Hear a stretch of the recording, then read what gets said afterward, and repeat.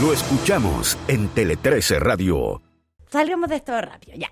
Cada vez que se va a votar un proyecto de ley, uno relevante, desde las Express mandan a todos los celulares y grupos de WhatsApp de asesores de las bancadas del oficialismo una minuta con sugerencias de cómo votar en cada caso. Ayer, en cambio, la instrucción quedó resumida en 2 simples líneas que empezaron a circular a eso de las 6 de la tarde. Estimadas diputadas y diputados, para la votación de esta reforma de pensiones se sugiere aprobar todas y cada una de las votaciones. ¿Por qué? A pesar de que Ramón Ulloa, hombre de poca fe, no me creyó ayer cuando yo dije que esto se iba a terminar votando entre las 6 y 7 de la tarde, ocurrió así, ¿ya? Pero antes de llegar a ese punto pasaron varias cosas. En el gobierno primero se amanecieron contestando preguntas sobre la carta de la Asociación de Aseguradoras Controladoras de AFP, que llegó desde Estados Unidos el lunes en la tarde, justo antes de la votación, y que decía que la reforma amenaza los acuerdos internacionales de libre comercio y constituirá una expropiación de inversiones significativas de Estados Unidos. Esa fue la carta que llegó el lunes. Y entonces el gobierno encontró ya ayer en la mañana como su línea de respuesta de cara a la votación, que era lo que en ese momento lo que más importaba, más que responderle a la aseguradora. O sea, los cotizantes, los trabajadores y los trabajadores no son propiedad de nadie, dijo el ministro Elizalde, el ministro de las Express, y la molestia contra las aseguradoras extranjeras y el tono de su carta finalmente terminó ayudando. Esto lo destacó la Tercera ayer y como que fue bien perspicaz en verlo, ayudó a ordenar las propias filas oficialistas. Entonces, claro, a los que algunos que estaban como con dudas de cómo iban a votar en ciertas cosas, les dio más bien como un impulso para votar a favor de la reforma. Encontraron un enemigo común. Exactamente. Aunque ya a esta altura igual el día empezó con bastante tranquilidad en los distintos sectores, de que descuelgues más o descuelgues menos, en general iba a haber respaldo a la propuesta. O sea, no como que ayer no comenzó el día súper nervioso de cómo iba a terminar esto. Siempre hay un factor nervio, pero había tranquilidad. Desde Argentina, por otra parte, durante el día se manifestó José Luis Daza, chileno, pero parte del equipo económico de Javier Milei, que criticó a sus pares economistas locales, dijo que no saben nada de métodos ni de práctica financiera y que por eso no se dan cuenta del descalabro, del camillo de reforma que proponen. Que dijo que no había ningún economista que supiera de números. Sí, que supiera de finanzas. Yo lo encontré un poquito arrogante de más. Pucha, pasando además, porque acá había hartas comisiones de expertos. No digamos que no se ha discutido, había además ya llevamos varios años de comisiones con respecto al tema pensión. Yo creo que sonó como un argumento desesperado al final. O sea, como que, ¿cómo no hay nadie que sepa más de números que el señor Daza? Y lo que pasa es que cuando te ningunean de esa manera, afirmas tu posición. Digo, en todo tipo de discusión.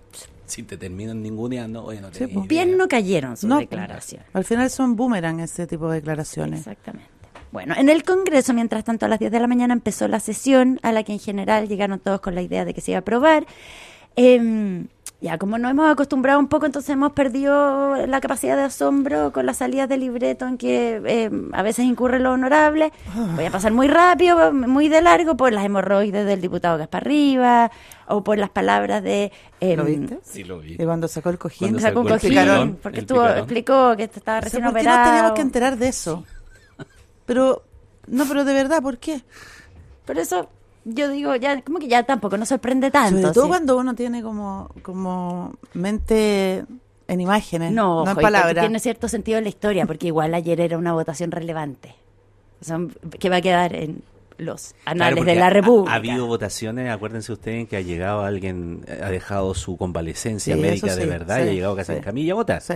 Claro, entonces, ahora, esto no era tan dramático, porque una cosa es llegar en camilla y otra llevar el picarón, pero bueno. Si la pregunta era por qué tenía que compartir con todos nosotros de qué lo habían operado. A mí me hablaban del picarón y yo decía, ¿por qué me están hablando del picarón? Bueno, en fin, ya, la diputada Pamela Giles dijo que la reforma es un cogoteo, hizo una frase, un cogoteo, un descampado, pero nos recordó de la antipatía que le tiene a la presidenta de la Cámara, Carol Cariola, que también tiene que ver con las pensiones. ¿Se acuerdan cuando Carol Cariola impedía que se votara el nuevo retiro porque no se había cumplido el plazo de veda? Bueno, nos recordó que había muy poca simpatía. Y por varias horas, cerca de los 130 parlamentarios usaron sus 3 minutos para expresarse sobre la propuesta. en general yo diría que este tipo de situaciones fueron las menos, ¿eh? O sea, como que en general hablaron para expresarse sobre la propuesta con frases que seguramente sus equipos van a tratar de viralizar entre sus públicos objetivos, sus votantes. Un poco era eso. No importaba que se repitieran las ideas porque cada uno le estaba hablando a sus distintos potenciales votantes. En un año de elecciones, además. Claro. Hubo muchas críticas a la AFP, pero también hubo como defensas bien convencidas del proyecto entre parlamentarios de izquierda. La diputada Gal Jomans, que aseguró que la reforma abre camino para una patria digna, que todo esto hace un par de semanas era como difícil de saber si iba a ocurrir o no. Anunció que volverán a insistir para ir más allá, para correr, para ampliar más lo que se está logrando con esta reforma, pero hizo se manifestó muy convencida de lo que estaba votando. Mientras tanto, en el mundo Kaiser, se oponían de distintas maneras en sus intervenciones a el proyecto. El diputado Mesa, de Republicanos, por ejemplo, habló de que los 3 senadores negociadores de Chile Vamos, Galilea, Coloma y Cruzco, que acaba de estar acá el senador Galilea, los trató de operadores previsionales. Y agregó que en el fondo lo que le habían hecho con toda esta tramitación y este acuerdo era hacerle la campaña presidencial a Janet Jara, la ministra del Trabajo.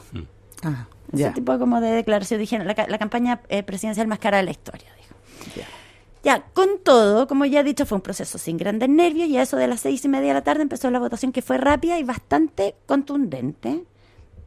Fueron como un poquito más de 50 votaciones y la mayoría, que presentó en su mayoría el diputado Roberto Arroyo, el diputado social cristiano. Y la mayoría se aprobaron con más de 100 votos. Acuérdense que acá el quórum era 77 votos. Claro. Ya, y la mayoría, hubo una con 99, Esa fue que la creo más que baja. fue la de la licitación de stock. Sí, claro. Fue la más baja y todo el resto sobre 100. Y el proyecto en general 114 fueron. Sí. Claro.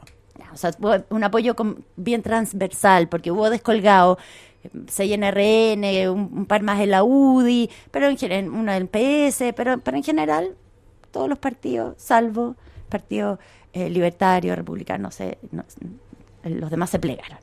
Y entonces a eso, un poquito antes de las 8 de la tarde, la presidenta de la Cámara, Carol Cariola, anunció: se despacha la reforma de pensiones a ley y por haberse cumplido el objeto de esta sesión, se levanta, mientras los ministros que estaban sentados abajo, el ministro Marcel, Había varios. la ministra Jara, la ministra vocera Aysén Echeverry, el ministro de la SECPRES y la subsecretaria Macarena Palacio, todos los que han jugado roles importantes, sobre todo también en este último proceso de alinear los votos, todos se abrazaban, en especial el ministro Marcel y la ministra Jara, que fueron los principales negociadores por el lado del gobierno de este proyecto. Sí. Le mostré esa foto en que aparece Sí.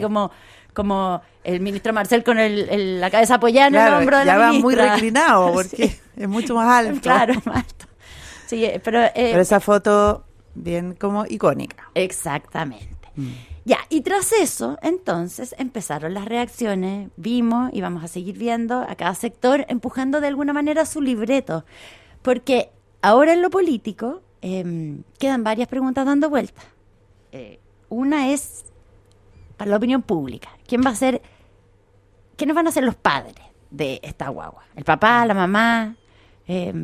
¿Quiénes se van a adjudicar el proyecto? Depende de lo linda que sea la guagua, o sea, de cómo, Exactamente, cómo se instala. vaya, claro, cómo vaya creciendo la guagua. Exacto. Porque además va a tener distintos momentos. Sí, Claro. sí.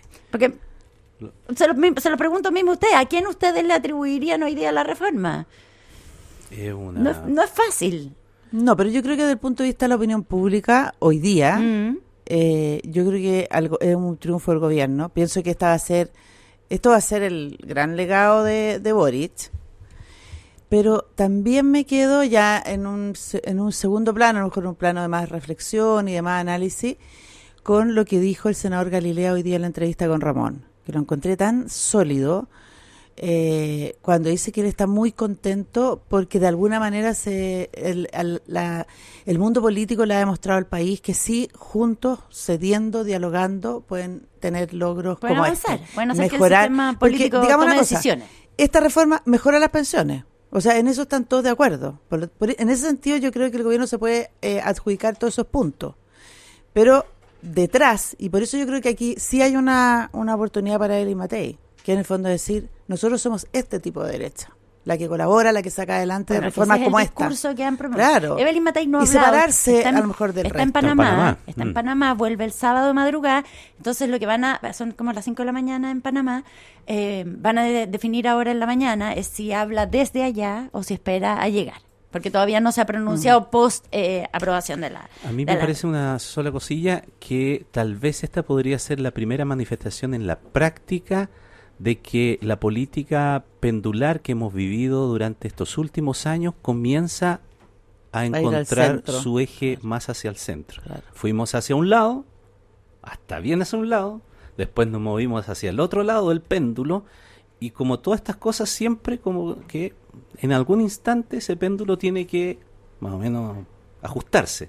Quizá pueda que sea esta la primera manifestación concreta de aquello. Quizás. Bueno, hay otras preguntas. Por ejemplo, ¿quién ganó en esta reforma? ¿Es una reforma más de derecha o más de izquierda? ¿Quién va a capitalizar el resultado? Le pregunté a Roberto Isakson y me dice, el domingo lo sabremos, porque porque tiene encuesta. Hay encuestas CADEM con preguntas sobre este tema que van a salir el domingo. Después, por ejemplo, le pregunté a distintas personas. Alguien del mundo Frente Amplio me decía, en mi experiencia, en este país las cosas buenas y las malas se le atribuyen de manera desproporcionada al presidente. Que es un punto, es cierto. La verdad que, bueno, un país presidencialista como esta, lo bueno y lo malo recae muchas veces sobre el presidente. Ya que hablamos del presidente, el mandatario hizo una cadena nacional en vivo, poquito después de que se levantó la sesión. Esta reforma no le pertenece a ningún sector, esta reforma le pertenece a Chile, dijo.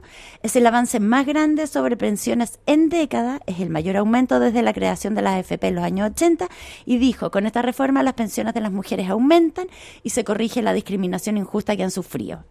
Entonces dijo, esta reforma, pensando en eso, dijo, esta reforma tiene rostro de mujer, pero yo no había terminado ni de decir esa frase y a mí ya me había llegado un WhatsApp de un rechazista descontento con la reforma que me decía, tenemos candidata presidencial Janet Jara, como recordándolo las palabras del diputado republicano Mesa, que decía que esta era todo iba a ser la campaña presidencial de una rápida interpretación de la palabra. Exactamente. Con fines político-electorales. Bueno, de hecho los republicanos ya decidieron que van a ser un eje de su campaña, le contaba a Ramón en la mañana, derogar los aspectos que no les gustan de la reforma. O sea, eso va a ser parte como de su campaña de cara ahora que empieza el periodo eleccionario, comprometerse a derogar los aspectos que no les gustan de la reforma, como el préstamo del 1,5%.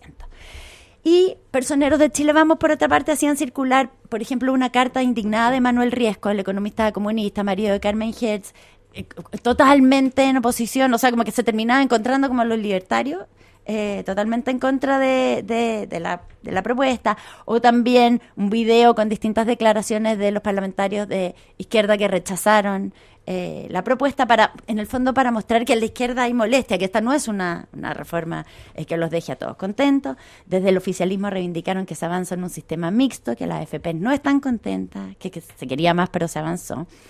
Un economista del lado optimista con respecto a lo que ocurrió ayer me decía, el animal que salió es un animal más que razonable y que logra lo fundamental en la política del mundo real y no del mundo imaginario.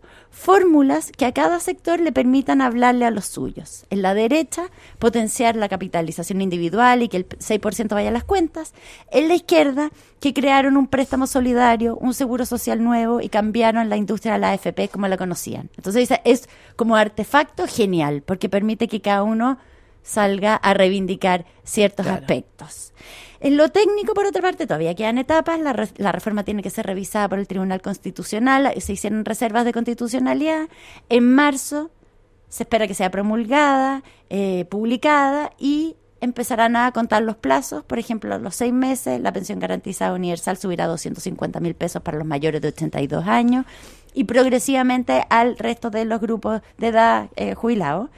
Pero también va a haber que tramitar leyes y norma administrativa que serán parte del desafío que viene para que la reforma quede bien implementada. Tele 13 Radio Podcast, lo que tienes que escuchar. www.tele13radio.cl